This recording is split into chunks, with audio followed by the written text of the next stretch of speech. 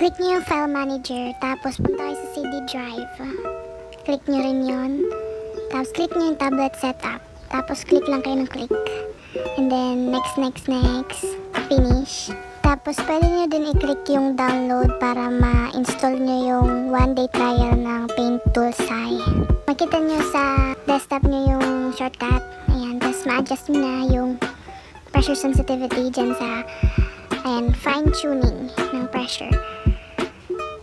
Tapos, pwede nyo din i-adjust sa control panel yung sa hardware and sound.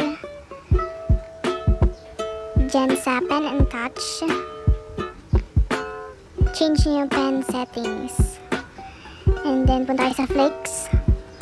Tapos, adjust nyo from relaxed or to precise.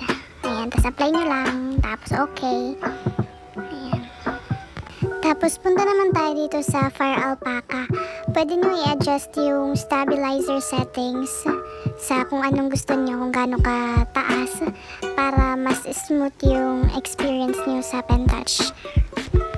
Ang pressure ng pen na to is yung 255, yung pinakadulo, yung pinaka-soft.